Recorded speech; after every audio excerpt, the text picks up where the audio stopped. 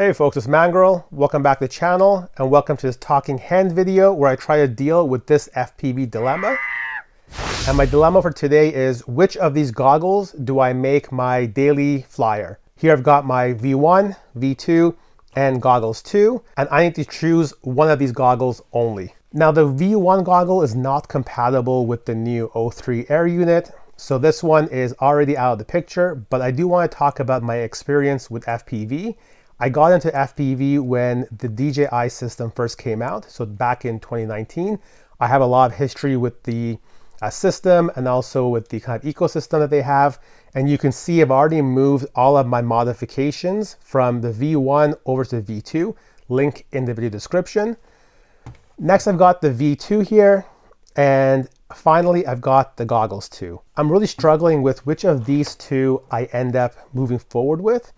So I'm making this video really to help myself, but I think also to help some of you out there who are struggling with a very similar kind of dilemma within the FPV space. I know there are videos about the Avata, but with the O3 Air Unit and FPV, we sometimes look for something a little bit different. So what I did was I came up with a couple of different categories to go through and try to differentiate these and talk about my personal experience. And what I've been doing now the last couple of days is I've been flying both of these back to back in the same environment. So I flew it in the backyard, I flew it in the furnace room in controlled environments to really get a nice comparison and ultimately decide which one do I move forward with. So my first category is a little bit of a subjective category because it will depend on kind of what you're looking for, your face structure, your nose and those kind of things. But my first category is fit and fitment. And based on my face and my nose shape and size, I try to make a new word there. The V2 is a clear-cut winner, especially with these comfort modifications. I have the new DJI foam, I've got my Ethics strap, so very, very comfortable, good fitment for my face. On the other hand, the Goggles 2 suffers from, I think, trying to push the size too small. And there's a video by John Coopy, I believe his name is, I'll link you in the description, where he kind of goes through the challenges he has. And he's got a very similar kind of shaped nose to me. But the challenge is that there's a lot of pressure in this area and the goggle sweet spot is very narrow. Now that was a big issue for me initially on the bench, but once I got out and I started flying, it became less of an issue. And because these are so light, it's also less of an issue in practice than I thought it would be. So yes, fit's a big issue between these two goggles here, but ultimately, for me personally, I could live with the fit here. Not ideal, and my hope is that over time, there are new straps released, new face gaskets released, things to make it more comfortable, similar to what's happened here with the V2. Next, we've got price and availability. Now, it's pretty clear cut that the V2 being the prior generation is a lot cheaper and also more easily available. So these I got from Amazon, link in the video description, and they are all on clearance. So you can get these for a lot cheaper. Whereas the Goggles 2, because they have just released as a standalone product, they're very difficult to get. Most FPV stores aren't getting them till I hear about January. You can get them straight from DJI, but that looks like it's on back order now as well. So more expensive, more difficult to purchase. Now this one is a little bit less of an issue for me because I've already got my hands on them. So it's not as big of an issue, but if I was to be ordering it right now, definitely that would be a big concern. Next category is features. So I think here, pretty straightforward, pretty clear cut that the Goggles 2 wins in the feature department.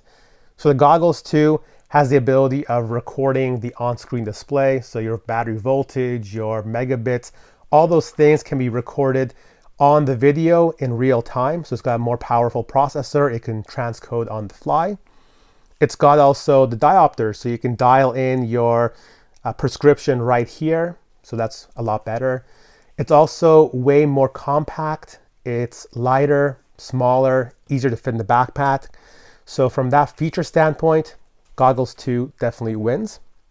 Next is video quality, and here it's a little bit of a challenge because there's two components to video quality, and I flew these back to back, and I looked primarily at my footage from the furnace room because that's in controlled environments, similar lighting, similar kind of shadows, and objects aren't moving, so I can get a nice clear-cut perspective.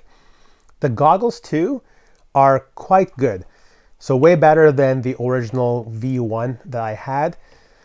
And they're 810p, whereas these guys here are 1080p. So we know from just the numbers alone, 1080p is higher than 810p. But there's another component to the video quality, and that is the actual displays themselves. The Goggles 2 uses OLED displays, so it just seems so much more lifelike. The colors are brighter, more vivid, just looks so much better. Whereas on the V2, even though the image quality itself looks very similar, you don't get the same experience. Next one is something that I added to the list after doing a little bit of test flying, and this was something that caught me a little bit off guard. But the next criteria here is signal penetration. And I tried my V2s with the stock antenna. I also tried them with my TrueRC Singularities for my V1. But I just found that the Goggles 2 had better signal penetration. So within the furnace room and me being maybe 2 meters away behind the wall, I found that the Goggles 2 always held a 50 megabit signal, nonstop. It was always 50, never dropped.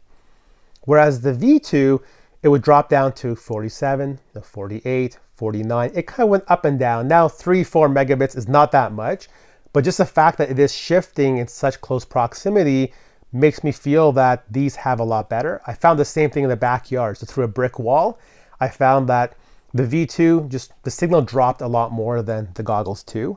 And I think that has to do with the antenna setup. So the Goggles 2, I understand, has 2 patch antenna here, and it's got the 2 omnidirectionals, whereas the V2 has 4 omnidirectionals. Now it's possible that if you swap out 2 of these and you make them patch antennas, you'll get the same experience. That's possible. I never tested it. So definitely signal penetration, this guy wins. Next we have what I call future support or longevity. We know that the V2 goggles are the prior generation, and who knows how much longer they will be supported for. Whenever we get the O3 Air Unit or 5 Air Unit, who knows what they're called at that point in time, we may no longer have support for these in the ecosystem. Whereas the Goggles 2, latest and greatest, which we hope will be supported for many years to come. So let me do a quick recap, and I'm going to try and make a little bit of a visual here to see which one of these will win. So our first category was fit. Again, very subjective, but I think most people will agree that the V2 is going to be superior from a fit perspective, especially now that you have a lot of aftermarket part support. You have a lot more, ability to confirm the different face shapes. This one, it's too narrow. You have to be able to give up something or have that perfect face shape. Next, we have price and availability. Again, pretty clear cut. This one's going to win. They're on clearance. Get it from Amazon. Get it from your local store. Very easy to find. Next, we have features. So of course, this one's going to win from a feature perspective. It's newer, more powerful processor. So this one wins there. Video quality, of course, Goggles 2 wins. 1080p, OLED display. It's an amazing combination. So you just can't go wrong with that kind of combination. So right now they're tied. Next, we've got signal penetration.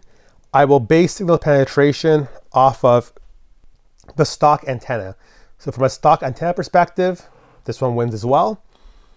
And then finally, we have feature support. So no question, this one wins from a feature support perspective. So based off of these items and this kind of thought process, I am going to keep my Goggles 2. Yes, they're not perfect, but in practice, out in the field, they're decently comfortable, amazing video quality. I already have my hands on them, so I suspect that returning them to DJI will be a lot more difficult. So I am going to keep these, but honestly, you can't go wrong with the V2. So if the price and availability are a big concern for you, definitely can't go wrong with the V2. If you can get your hands on the goggles too, maybe try out with friends, see how comfortable they are for you. These just are a little bit better. That could justify the additional price. So I hope this video helps you out. It has helped me go through this thought process. Make sure to like, subscribe, and comment, and stay tuned for more videos.